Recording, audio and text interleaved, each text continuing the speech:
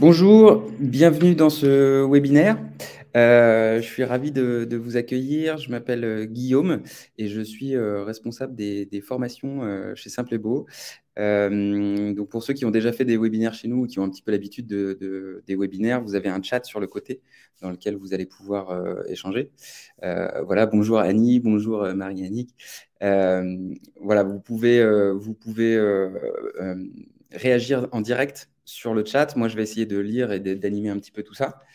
Si vous avez des questions auxquelles vous voulez absolument qu'on réponde à un moment ou à un autre, n'hésitez pas à les mettre dans l'onglet questions. Parce qu'en fait, dans le chat, voilà, il y a tout le monde qui nous dit bonjour, bienvenue, hein, bienvenue à tous. Voilà, ça passe vite et on risque de louper des questions si jamais elles étaient importantes pour vous.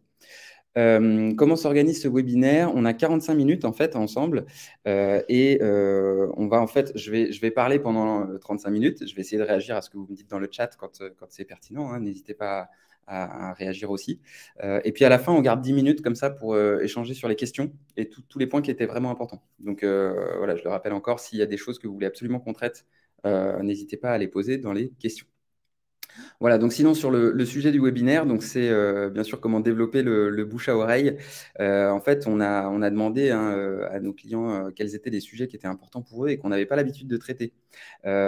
Puisque nous, historiquement, hein, on travaille sur les sites internet, la visibilité en ligne et la gestion donc, du site et des fiches Google My Business, des avis en ligne, etc. En fait, on a décidé de se développer un peu plus et en 2023, d'essayer de proposer des webinaires sur des sujets autres qui vont plus loin que juste la visibilité en ligne, mais qui sont hyper importants pour développer votre activité. On le sait, hein, on les connaît, on en parle souvent avec vous. Et donc, on commence à nous aussi évoluer un peu sur ces sujets et on voulait vous apporter un peu plus de contenu, un peu plus de choses utiles là-dessus.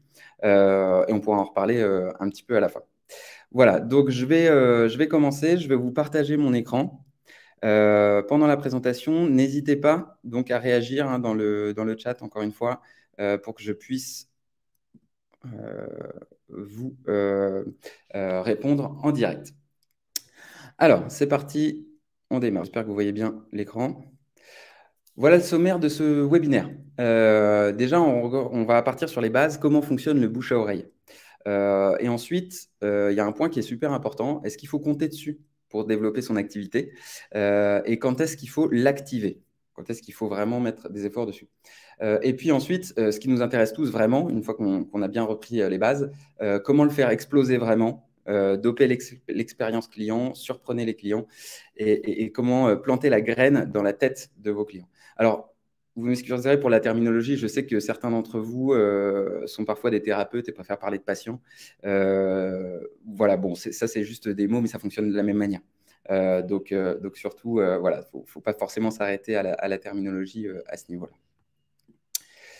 Donc, pour commencer, comment fonctionne le bouche à oreille? C'est important de bien le comprendre parce que ça va permettre de remettre un peu les choses à sa place. En fait, au départ, il faut se baser du côté du client, en fait, ou d'une personne lambda, n'importe qui. Première situation possible, elle a un problème à résoudre. Je suis stressé, je dors mal, j'ai quelque chose qui ne va pas dans ma santé, j'ai besoin de trouver une solution. D'abord, vers qui on va se tourner? Première hypothèse, vers son réseau, ses amis, ses collègues, les gens autour de nous. Et on leur demande, tu connais pas quelqu'un pour m'aider, un sportif qui s'est blessé, tu connais pas un ostéopathe, un kiné, quelqu'un de confiance en fait. Et donc là, ce qu'on va pouvoir avoir comme retour de la part de notre réseau, c'est quelqu'un qui nous recommande parce que bah, il connaît effectivement, il a eu lui aussi une entorse qui a été soignée par un kiné, où il a vécu un traumatisme et du coup il a été accompagné par un thérapeute. Et donc il sait que la personne peut résoudre le problème. Dans ce cas-là, il recommande directement. Pas de problème, tu peux voir un tel, il a résolu le problème pour moi ou pour mon frère, ma soeur, mon beau-frère qui a arrêté de fumer suite à un rendez-vous d'hypnose, etc. Va voir cette personne en une séance, ça sera fini. Ou qui recommande par expertise. On n'a pas forcément vécu les choses, mais on connaît peut-être quelqu'un qui en connaît tellement un rayon sur le sujet, il a probablement une bonne solution. Et donc, c'est une autre manière de recommander.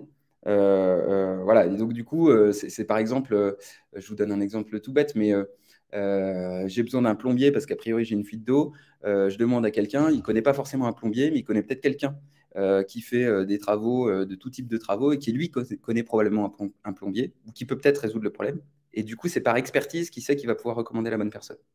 Donc, c'est vraiment deux relais différents. C'est important, on verra pourquoi ensuite. Et l'autre manière d'aller chercher une solution pour son problème, c'est d'aller directement sur Internet. Bon, bah là, qu'est-ce qui fait foi? C'est la présence en ligne. Donc là, il faut être présent déjà. Puis ensuite, il faut être clair pour que les gens vraiment comprennent que vous pouvez résoudre leurs problèmes. Et il faut inspirer confiance. Mais bon, ça, normalement, si vous travaillez, vous êtes avec Simple et Beau avec nous. Donc ça, c'est le job déjà qu'on fait ensemble par rapport au site Internet et à la visibilité en ligne. Et puis en fait, il y a une deuxième situation où le bouche à oreille peut fonctionner. C'est juste, on n'a pas forcément un problème à résoudre, mais on entend parler de quelqu'un ou de quelque chose. Et donc, du coup, on va se dire plus tard, bah, peut-être, tiens, peut-être qu'effectivement, ça pourrait m'aider à tel type de situation, etc. Et on va, par identification, peut-être avoir envie de se rapprocher de cette personne, d'aller vivre la même expérience. Donc ça, c'est moins direct que quand on a vraiment un problème à résoudre et qu'on cherche une solution. Mais c'est important et ça existe aussi. Et là, en fait, qu'est-ce qui fait qu'on peut entendre parler de vous? C'est par votre communication directement sur Internet, etc., ou on tombe sur un article quand on se renseigne sur un sujet, etc., un peu par hasard, entre guillemets, ou par quelqu'un de confiance qui nous parle et qui nous dit, tiens, en fait, tu sais pas, l'autre jour, je suis allé voir un tel, voilà ce qui s'est passé, blablabla. La personne n'avait pas forcément besoin de parler d'un thérapeute il n'avait pas de problématique à gérer à ce moment-là. Mais on a vécu un truc super la semaine dernière avec le naturopathe qu'on a rencontré. Il nous a remis d'aplomb, où on a eu un soin énergétique, c'est incroyable. Et donc, du coup, on a envie d'en parler à ses amis. Et boum, on y va et on en parle. Donc, c'est important aussi. Ça ne veut pas dire que l'ami en a besoin tout de suite, mais il entend parler de vous de manière proactive, en fait, de la part de son réseau. Et donc, en fait, le bouche à oreille, bah, vous l'avez compris, c'est activer ces trois points-là que j'ai mis en vert. Recommandé par le vécu, recommandé par l'expertise ou quelqu'un de confiance qui va spontanément parler dans son réseau à ses amis autour de lui. Et donc, ça arrive aux oreilles d'un nouveau prospect. Euh, voilà pour les points sur lesquels on peut travailler quand on parle de travailler le bouche à oreille. En tout cas, c'est les principaux et c'est des choses sur lesquelles déjà on peut faire beaucoup de choses. Alors, le premier, c'est simple, hein, pour pouvoir faire en sorte qu'on vous recommande suite à avoir vécu soi-même les choses, c'est qu'il faut délivrer un service de qualité ou un produit de qualité. Enfin, ça dépend ce que vous avez comme activité. Mais effectivement, il faut être bon dans son travail. Pour ça, a priori, je ne peux pas tellement vous aider là-dessus personnellement, c'est votre job. Seulement un conseil qui peut bien fonctionner. On verra après le conseil. Le deuxième point, c'est vraiment, il faut montrer votre expertise du coup, pour que vous puissiez être quelqu'un qu'on recommande parce que vous avez certainement une solution quand quelqu'un m'énonce un problème. Et le troisième moyen, donc vous l'avez compris, c'est donner envie de parler de vous. Pourquoi quelqu'un va parler de manière spontanée de l'expérience qu'il a vécue avec vous? C'est parce que vous avez fait quelque chose qui fait que ça lui donne envie, ça lui donne un sujet de conversation en fait. Euh, et je vais vous donner des exemples hein, tout à l'heure. Euh, je disais, pour délivrer un service de qualité ou pour vraiment comment, pour vraiment faire en sorte que quelqu'un qui est passé entre vos mains vous recommande après, bien sûr, il faut être au niveau des attentes, mais vous pouvez aussi faire quelque chose de mieux. On appelle ça surdélivrer au niveau des attentes, c'est-à-dire que il était venu pour une séance qui allait traiter ce problème, et puis en fait, vous allez faire beaucoup plus de choses, vous allez aller beaucoup plus loin, vous n'allez pas hésiter à prendre quelques minutes de plus, et puis finalement, il en ressort avec une expérience qui est vraiment mieux que celle à laquelle il s'attendait. Pour montrer son expertise, en fait, il faut être très, très, très clair. Il faut être très clair dans la manière dont on se présente sur le site internet, sur les blogs, etc. Il faut montrer que vous connaissez, que vous comprenez les clients. Ça, c'est hyper important. En fait, les gens se disent, il est trop fort, il a tout compris, s'ils ont l'impression que vous l'avez compris, en fait. Et là, c'est important. Les mots sont importants. Il faut vraiment se mettre à la place des autres personnes. Il y a beaucoup de personnes qui, sur leur site internet, par exemple, mettent plein d'expertises différentes. Et ils ont l'impression qu'en listant en fait un catalogue de techniques et de choses qu'ils savent faire, ça va montrer qu'on est super expert. En vrai, c'est pas souvent l'effet que ça donne. Quand on est un visiteur, on se dit, mais quelqu'un qui fait un peu tout, finalement, il est probablement expert de rien. La manière de contrer ça, par exemple, c'est de dire, moi, je suis expert d'une problématique, du sommeil, du stress ou du tabac, des addictions, d'un truc. sur les addictions, par exemple, je travaille, j'ai compris que le chemin, c'est que vous vivez ça, il se passe ceci, il se passe cela, ensuite il y a ça qui se déclenche. C'est à ce moment-là qu'on intervient. Vous pouvez changer la donne. Voilà comment je peux vous aider, etc., etc. Et d'ailleurs, les techniques que j'utilise sont, et là, on peut lister. Et là, c'est pas pareil. Vous voyez la différence entre j'ai un catalogue de savoir-faire et je connais très bien ce problème et je sais le traiter de A à Z et je sais ce que vous vivez et je vais vous expliquer comment vous pouvez en sortir, peu importe presque les techniques que j'utilise. C'est pas pareil. Donc, c'est important de bien donner une image d'expert et plutôt que un catalogue de savoir-faire. Et puis, laisser entendre que vous savez en faire beaucoup plus, qu'il y a encore beaucoup de possibilités pour aller plus loin. Mais bon, ce n'est pas forcément le sujet aujourd'hui. Donc, voilà, vous traitez le problème du patient. Et puis à l'occasion, il y a d'autres sujets. Enfin, je sais que vous parlez hein, pendant vos séances ou pendant vos accompagnements avec les gens. Et donc c'est intéressant de pouvoir toujours glisser un petit peu des petits mots sur ce que vous faites et ce que vous faites aussi au-delà de ce qui est en train de se passer avec cette personne. Et puis pour donner envie de parler de vous, il faut montrer votre utilité. Il faut donner des conseils, il faut vraiment aller plus loin et il faut marquer les clients. Alors ça, c'est important, on en reparlera aussi par la suite. Pour marquer les clients, en fait, il faut donc être dans la mémoire en fait, des clients. Il faut que ça s'enregistre dans leur mémoire. La mémoire, elle fonctionne vraiment à l'émotion. On en reparlera tout à l'heure, mais c'est important pour marquer les clients. C'est vraiment, il faut faire quelque chose de particulier auquel ils ne s'attendent pas forcément ou qui va vraiment toucher une corde sensible. Donc, c'est pas forcément. Enfin, il y a plusieurs moyens et on verra plus tard. Mais en gros, c'est ces trois leviers-là qu'on peut utiliser pour exister en fait dans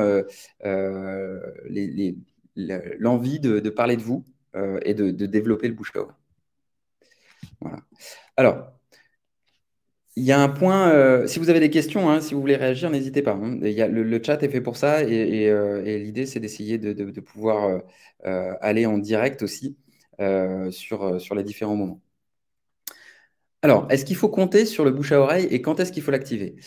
Ça, c'est important parce qu'en fait, on entend souvent des gens qui se disent de toute façon, moi, je compte sur le bouche à oreille pour me développer. J'aime pas trop les méthodes pour aller faire de la pub, entre guillemets, ou etc., où je suis pas à l'aise avec. Et qui, en fait, comptent beaucoup sur le bouche à oreille pour développer l'activité. Alors, parfois, ça peut bien marcher, parfois, c'est pas suffisant. Et donc, c'est important aussi d'avoir cette vision-là. On va passer très rapidement dessus, mais c'est juste pour vous le remettre en tête. Alors, hop. En fait, je vous ai fait ici un petit graphique avec l'efficacité en fonction du temps. Hein. On va dire qu'au tout début, c'est vraiment le début de l'activité au fil du temps et c'est l'efficacité que ça donne. Et en fait, le bouche à oreille, ça fonctionne un peu comme ça. Au début, ça marche bien parce qu'en fait, vous vous lancez ou vous mobilisez votre réseau. Il y a un effet de nouveauté. Donc, il se passe des choses. Et puis ensuite, on a une zone de calme plat, un peu. C'est souvent ce qu'on observe. Hein. Et puis après, ça recommence à décoller. Et en fait, ça prend du temps à avancer. Alors, vous avez vu que je n'ai pas mis de limite, parce qu'en fait, ça dépend hein, de chacun et de ce que vous mettez en place.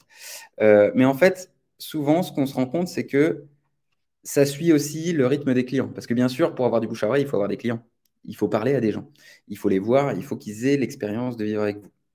Et dans le temps, effectivement, Annie nous le dit, c'est pas suffisant dans le temps. Bah oui, c'est pas suffisant, sauf peut-être au bout de très longtemps, quand vous avez déjà de toute façon un agenda plein et qu'en fait, c'est les gens qui parlent de vous parce que vous êtes déjà ultra visible.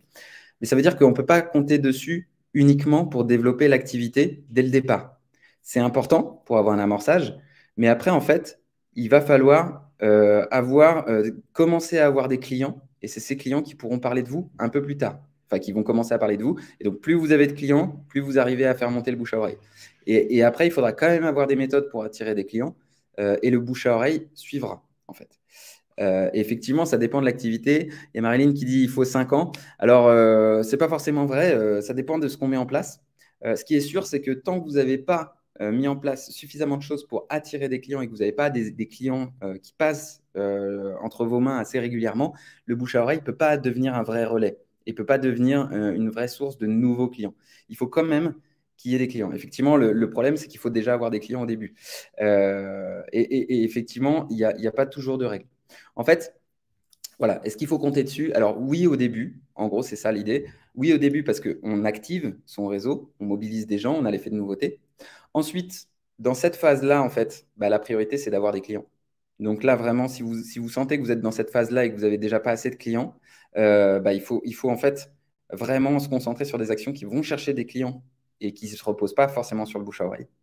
Et dès que vous commencez à avoir des clients un peu de manière récurrente parce que vous avez mis en place certaines actions et que ça commence à tourner un petit peu, là, vous pouvez commencer à développer vraiment et mettre en place des choses pour développer le bouche à oreille qui vont vous permettre de prendre un peu le relais et qui vont vous permettre de continuer à progresser en nombre de clients.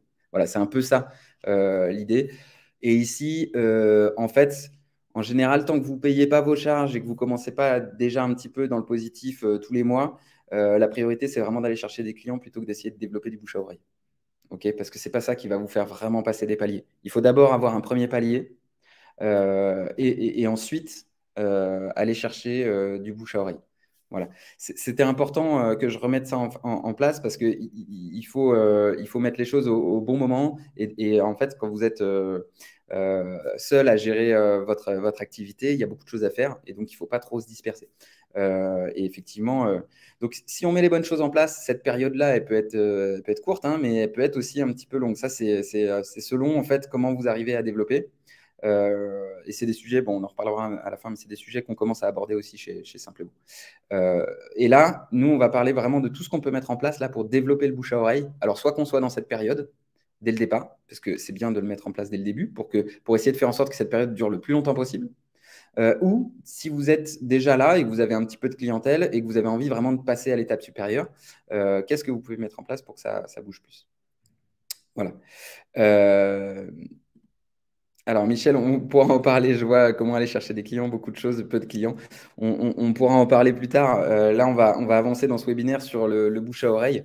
Donc, déjà, on va s'atteler à ces sujets-là. Mais dans les questions, on peut en parler plus tard. Alors, comment faire exploser le bouche à oreille? En fait, il y a plein de choses qu'on peut faire. Nous, ce qu'on a remarqué, c'est qu'il y a 3 leviers principaux qui marchent super bien. Le premier, c'est doper l'expérience client. Alors, vous avez peut-être entendu beaucoup parler de ça, l'expérience client. En fait, c'est simplement ce que va vivre le client quand il vient chez vous. Est-ce que ça sort de l'ordinaire?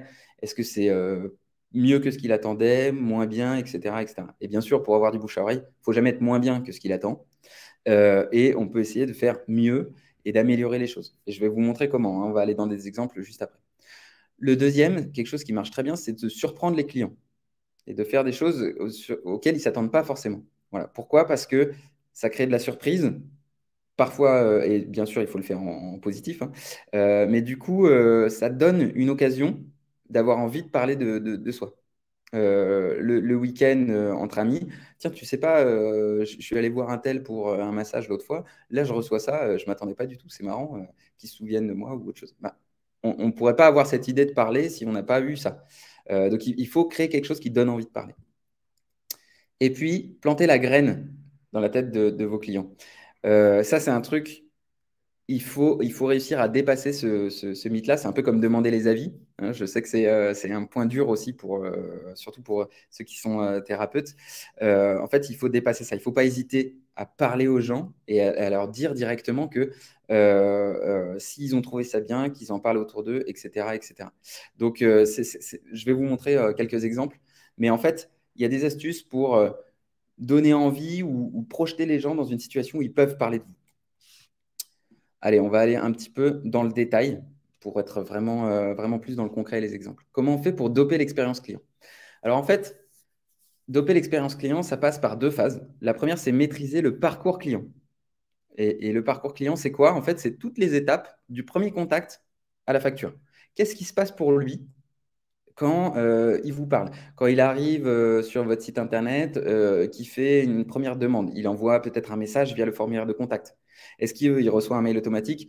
Bonjour, votre message est bien enregistré.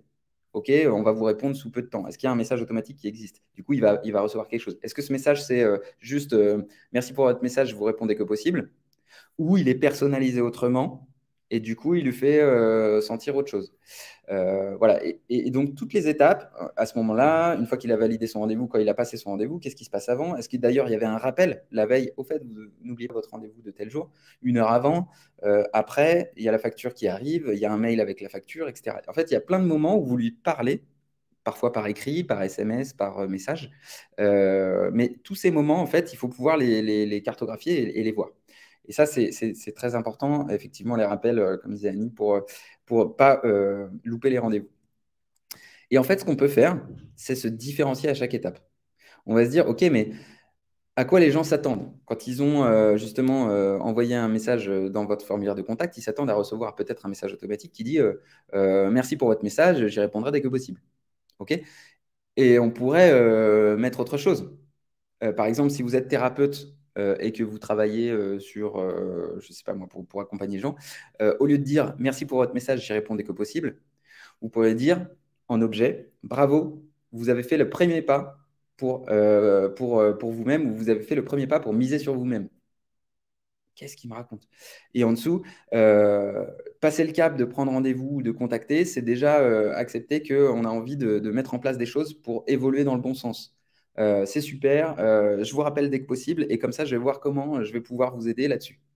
Voilà, en fait, exactement, Annie, étonné. J'ai Annie qui est super active dans le chat, mais c'est chouette. Effectivement, il faut faire en sorte que ça soit un peu différent. Et étonner les gens, les surprendre, ça marche super bien. Pourquoi? Parce que derrière, je vous montre ce qui se passe. Voilà. Je ne sais pas si vous connaissez Back Market, qui est une société qui vend du reconditionné. Voilà, c'est un exemple. Et là, je vous ai listé un petit peu tous les mails que j'ai eus, moi, au fil de mes échanges avec eux sur les dernières années. Et regardez un peu les objets, c'est assez marrant. Euh, Là, c'était vous êtes quelqu'un de bien, Guillaume. Voilà, j'ai acheté un truc chez eux et je reçois un mail qui me dit vous êtes quelqu'un de bien, Guillaume. Ça, c'est quand même. J'étais pas prêt, en fait, à recevoir ce mail. Je me suis dit, mais qu'est-ce qu'il me raconte? Et en fait, dedans, ils me disent, bah voilà, vous venez d'acheter quelque chose en reconditionné, et donc c'est tant de CO2 économisé pour la planète parce que du coup, on utilise du reconditionné au lieu du neuf. Et bah oui, c'est vrai. Et puis derrière, vous l'avez bien mérité. Vous savez ce que c'était ça? C'était un code promo. Et au lieu de me dire promotion, machin, 30% sur votre prochain achat, il m'envoie un mail, vous l'avez bien mérité. Du coup, je me dis, mais qu'est-ce que c'est que ce truc? Et du coup, je l'ouvre. Et en fait, tout est comme ça, si vous regardez. Là, il y avait un truc il y avait un paiement qui n'était pas passé, je vois bizarre, bizarre. Au secours de votre MacBook, parce que j'avais un besoin de le faire. J'avais besoin de le faire réparer, donc je devais le renvoyer parce qu'il y avait eu un problème.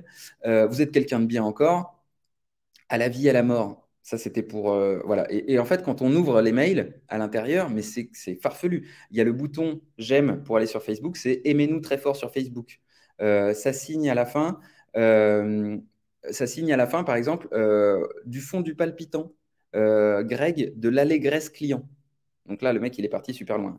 Je ne vous dis pas qu'il faut complètement être loufoque, mais en tout cas, qu'est-ce qui se passe? Ben, moi, j'ouvre les mails, du coup. Je suis étonné, je m'en souviens, je vous en parle. Et ça fait des années que j'en parle, en fait. Et j'ai dû en parler à au moins 30 personnes qui n'avaient pas besoin de chercher des objets électroniques en reconditionné. Mais n'empêche que j'arrête pas de parler de back market partout autour de moi. Euh, et ça change tout, en fait. Parce que du coup, j'existe, enfin, Back Market existe dans mon esprit. Et dès que j'ai un exemple à donner ou dès qu'on parle de quelque chose, boum, ça sort. Et du coup, les gens entendent parler de Back Market autour de moi. Voilà, l'effet, il est assez puissant.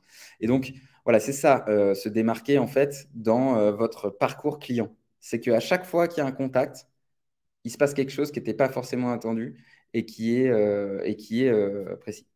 Bah oui, Nathalie, c'est surprenant, c'est sympa, mais c'est du boulot, effectivement. C'est pour ça que je vous disais tout à l'heure, attention, quand est-ce qu'il faut bien l'activer?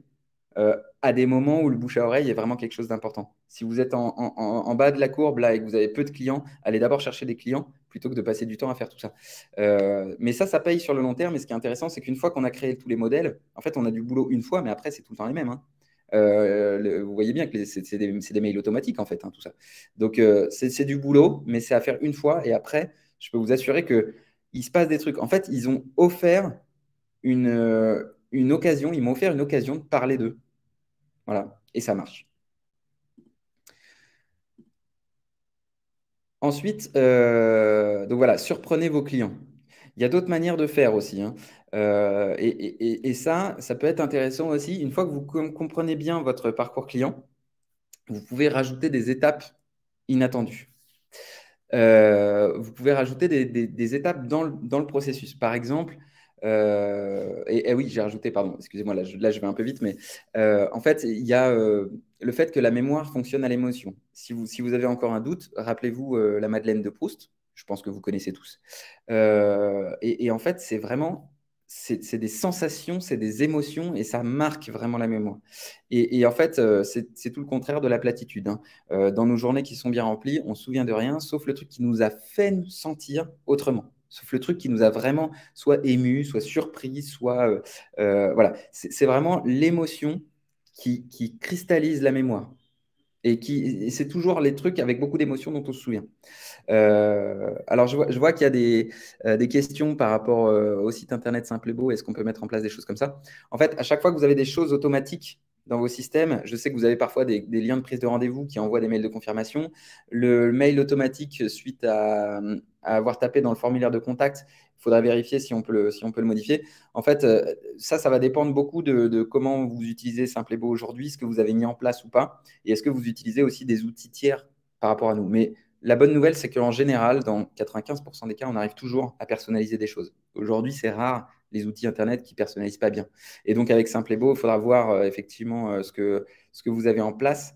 Mais a priori, il y a moyen de faire des choses. Demandez la prochaine fois que vous faites des modifications, si vous avez quelque chose en tête, demandez-le dans le chat et puis ils vous diront ce qu'ils peuvent faire en fonction de comment est construit votre site. Je reprends le fil. Donc, en fait, on peut rajouter des étapes inattendues. Par exemple, si vous avez des séances qui s'enchaînent ou des gens qui doivent revenir pour X ou X raison, vous pouvez rajouter un message entre deux séances. Pas juste celui n'oubliez pas votre séance, mais par exemple, s'il y a 2 semaines d'écart, au bout d'une semaine, dire bah voilà, j'espère que la première séance s'est bien passée, que vous avez ressenti tel effet, tel effet, tel effet. Si ce n'est pas le cas, n'hésitez pas à m'en faire part, notez-le sur un papier et comme ça, on va le traiter la prochaine fois. Ça nous permettra d'être plus efficace. Et puis en attendant, vous pouvez penser à faire cet exercice et puis ça va vous préparer pour la prochaine session. Voilà, je ne sais pas si c'est des choses que vous faites déjà, peut-être, hein, mais c'est des choses qui, en fait, quand on regarde les points de contact qu'on a avec les gens, on peut inventer des choses en plus. Bien sûr, essayez toujours d'avoir des choses qui sont automatisables. Là, je vous donne des exemples. L'idée, c'est que ce n'est pas forcément ça qui va fonctionner, mais dans votre contexte, vous allez peut-être pouvoir le transposer. Par exemple, aussi un message vidéo après la dernière séance. Une fois que vous avez fini votre accompagnement et que la personne s'en va, quelque chose auquel il ne s'attend pas. Un message vidéo, c'est très facile, hein. Aujourd'hui, on prend une petite vidéo avec le smartphone, on s'enregistre et puis du coup, on peut l'envoyer par mail en fait. Et au lieu d'écrire un mail tout plat, on a une vidéo et la personne ne s'attendait pas forcément à ça. Voilà, l'idée, c'est vraiment de surprendre, de faire des choses un petit peu différentes et de les trouver à des bons moments. Euh, alors j'entends, c'est des choses qu'on aimerait bien faire, mais pas toujours le temps de faire à chaque patient. C'est vrai. Et en fait, la bonne technique pour ça, c'est de bien s'organiser. Et c'est par exemple de se dire une fois par semaine, je reprends tous les patients de la semaine et je fais un message de 1 minute à chacun. Et en fait, ça vous prend que 20 minutes par semaine, même si vous avez eu 20 clients. Donc finalement, effectivement, c'est plein de petits plus. Vous n'allez peut-être pas tout faire et après, faut bien s'organiser. Euh, Ensuite, il y a un truc qui est assez dingue aussi, qui marche super bien, c'est de personnaliser les échanges. Et là, je vais vous donner un exemple. C'est quelqu'un qui m'a impressionné avec ça. En fait, il avait une astuce vraiment systématique. Dans tous ses échanges avec ses clients, à chaque fois, dans le premier échange, à un moment, il posait une question pour savoir s'il avait un animal de compagnie. Et il prenait comme excuse parce que moi, j'adore les chiens, mon chien, machin truc. Enfin, bref, il sortait un truc. Et du coup, il arrivait à savoir s'il y avait un animal de compagnie ou pas. Bon, s'il n'y avait pas, il laissait tomber. S'il y avait, et ben en fait, dans un mail plus tard ou dans une consultation plus tard, il sortait alors Matou, il va bien, alors machin truc, et il commençait un mail comme ça. Je peux vous dire que l'effet, quand on reçoit le mail et qu'on commence par parler du chien ou du chat qui avait un problème, machin truc, il est complètement inattendu. Donc, et là, c'est hyper personnalisé. Ça, c'est important parce que ça donne le sentiment à la personne que vous vraiment vous vous intéressez à elle. Et vous savez, il y a des besoins fondamentaux hein, chez les humains. On a besoin d'être vu, entendu, écouté et compris. C'est les choses vraiment qui sont dans cet ordre-là. Et donc, si vous avez vraiment prêté attention et que vous avez un petit élément à ressortir, ça fait un effet de dingue. Donc ça, c'est pas facile à mettre en place, je suis conscient, mais je voulais vous le donner parce que si on y arrive, c'est très fort. Euh, et comme je vous le disais, montrez-leur que vous vous intéressez à eux, que leur avis compte, en fait. Et ça, c'est très simple à faire de manière automatisée en posant des questionnaires de satisfaction un peu plus tard et en posant vraiment dans la manière dont on explique les questions, que leur avis compte, qu'on est tout le temps en train de s'améliorer, qu'on a besoin que leurs retours vont nous aider à faire mieux pour tous les suivants, etc. Et en fait, donc ça, c'est un mail automatique, hein. Et quelque chose qui permet de réactiver derrière, c'est qu'au bout de 6 mois, par exemple, vous pouvez renvoyer un mail à tout le monde en disant, grâce à vos avis et vos retours, j'ai pu modifier des choses. Pardon, j'ai pu modifier des choses et voilà maintenant ce que je peux proposer grâce à vous. C'est grâce à vos retours que maintenant j'accompagne encore mieux les gens là-dessus ou que j'ai réussi à accompagner un tel qui avait un problème machin et qui fait ça. Et en fait, le fait de revenir quelques mois plus tard en disant grâce à vous, je vous ai écouté et vous m'avez aidé et voilà ce qu'on a fait, bah, en fait, ça déclenche un sentiment chez les gens qui est de se dire bah, c'est en fait, j'ai participé à quelque chose. C'est un peu grâce à moi. Et du coup, ça les rend un petit peu fiers. Et ça, quand on a ce sentiment-là, bah, on a un peu plus envie d'en parler. Et encore une fois, c'est quelque chose du coup qu'on a plus envie de recommander. Ah, tu vois, c'est quelqu'un, lui, il écoute vraiment ses patients. Il est à l'écoute, pas de problème, il saura s'accompagner, etc. Voilà. Donc ça, c'est quelque chose qui fonctionne bien. Et d'ailleurs, il y a eu des études scientifiques là-dessus qui l'ont prouvé, hein. Les gens qui, quand ils ont l'impression d'avoir participé à quelque chose, ça augmente leur envie de revenir, de redevenir client, de continuer et de recommander. Donc c'est vraiment mécanique.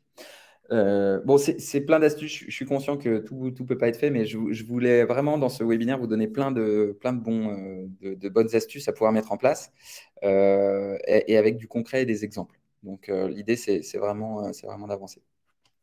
Le dernier point, planter la graine dans la tête de vos clients. Donc ça, il faut dépasser le blocage de, pareil, quand on pose la question sur les avis, par exemple, et qu'on n'a pas trop envie de demander aux gens de poser un avis. En fait, il faut donner il faut déjà faire le premier pas pour que le fait de recommander soit plus facile pour eux. Et en fait, par exemple, il y a un truc qui marche bien, c'est de leur, à la fin de la séance ou après la séance, ou peu importe dans les échanges que vous avez, de leur faire constater la différence par rapport aux autres personnes qui n'ont jamais mis en place ce genre de choses. Voilà. Par exemple, vous avez discuté avec lui, je ne sais pas, c'est quelqu'un de stressé, vous faites tel type d'accompagnement, ça lui permet de gérer son stress. Et derrière, dans ses activités du quotidien qui le stressaient beaucoup avant, il va pouvoir voir la différence que maintenant, il encaisse beaucoup mieux le stress. Et là, vous pouvez lui dire, et vous allez voir, vous allez pouvoir observer autour de vous, quand vous faites ces réunions stressantes avec vos collègues, comment vous encaissez le stress, vous, et par rapport à eux. Et vous allez voir la différence de comment eux, ils fonctionnent, et vous allez voir comment vous vous positionnez. Pourquoi c'est important? Parce que du coup, ils vont aussi observer les autres. Ils vont s'observer eux, ils vont observer les autres.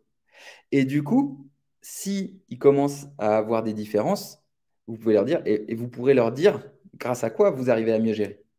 Parce que vous avez fait des séances de sophro, par exemple, ou des séances d'hypnose. Et en fait, observez la prochaine fois que vous êtes dans ces réunions stressantes, regardez un peu vos collègues, et puis si vous voyez vos collègues qui ont pris vraiment dur sur eux et que vous le maîtrisez mieux, n'hésitez pas à leur dire, bah, tu vois, moi je fais ça, et ça marche bien, et peut-être que c'est la sophro qui peut t'aider toi aussi.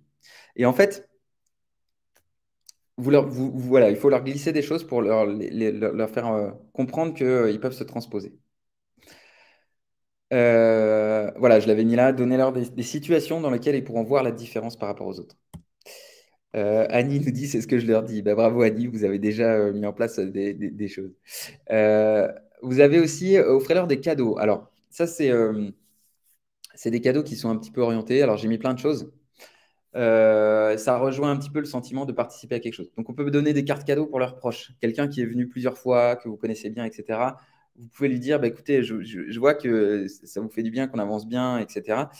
Si ça peut aider des gens autour de vous, pour vous, vraiment pour vous, parce qu'on s'entend bien, parce que je vois qu'on avance et que c'est vraiment utile, je pourrais faire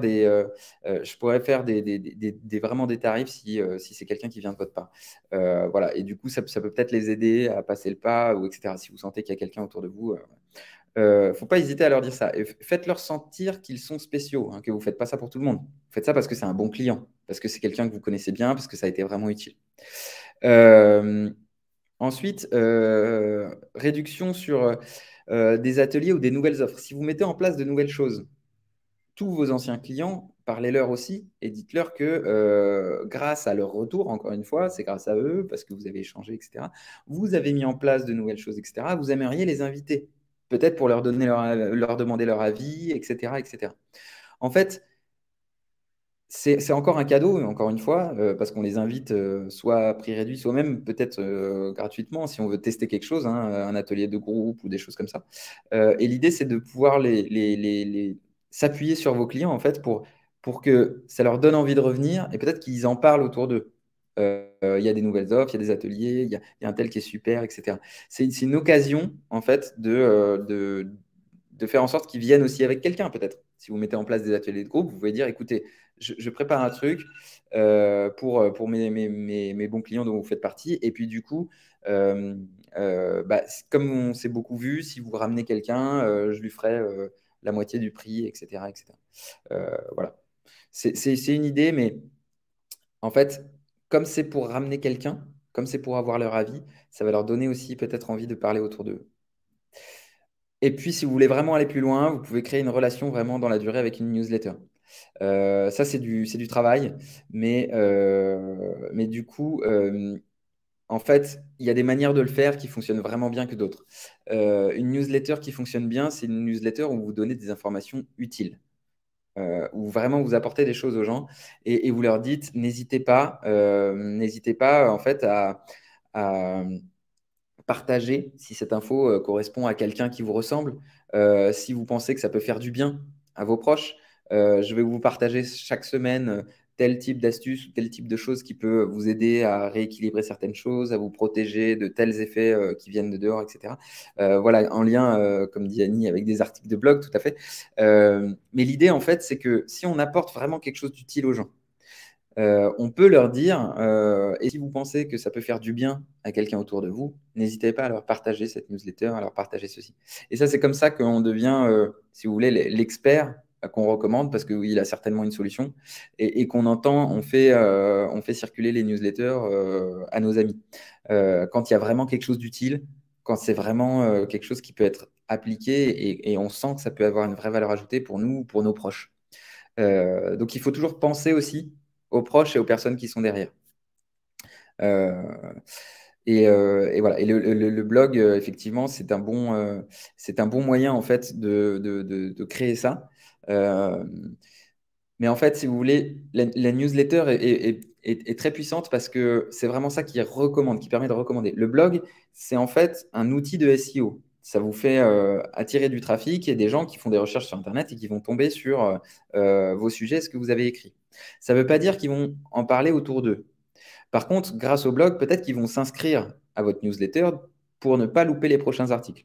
Et puis si dans la newsletter, il y a des bonnes astuces et bien sûr des liens vers les blogs, mais que du coup la newsletter est utile, dans ce cas-là, en fait, on peut leur demander dans la newsletter de donner leur avis sur quoi ils voudraient qu'on parle ensuite.